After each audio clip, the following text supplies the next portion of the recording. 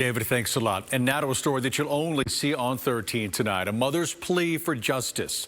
Smart, funny, loving.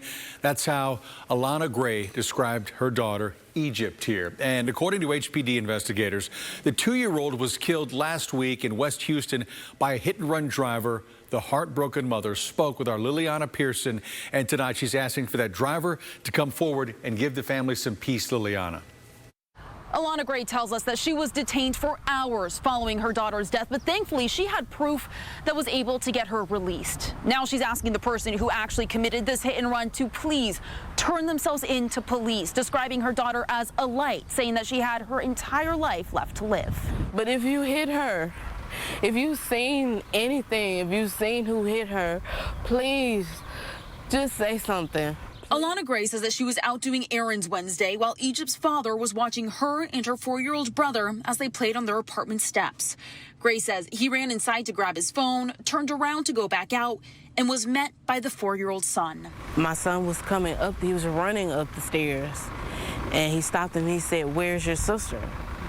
And from the top of the stairs, you can see right at the parking lot.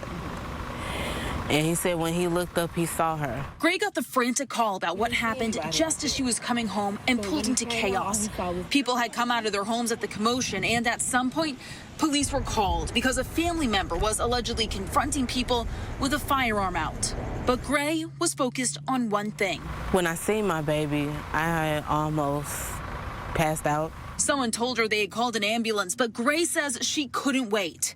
She details a grueling car ride with Egypt's father trying to resuscitate her.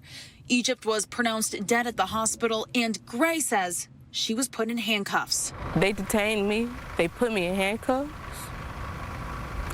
They put me in the back of a police car. And I didn't even get to say bye to my baby. I didn't get to kiss her. Gray says blood got on her car when she pulled up to the scene, making police suspicious. Through receipts, she was able to prove to police that she was not home at the time of the accident and eventually was released. I didn't leave the hospital till almost 5 o'clock in the morning. The entire time, I spent my time in the back of a police car. Back home, she's left to hang on to the memories of her daughter and wonder how no one could take responsibility for what happened. She was smart, she was funny, she had a big attitude, she had a big personality. She was so loving and caring, and she was a protector. Gray says that she would also like to see some movement in the police case, saying that her 4-year-old son was a witness to this entire tragedy and has still yet to be interviewed by police. Today, we did reach out to the Houston Police Department, who tells us at this time they don't have any update on this case. They're still not saying if there's a person or vehicle of interest. I'm Liliana Pearson, ABC 13 Eyewitness News. Thanks, Liliana.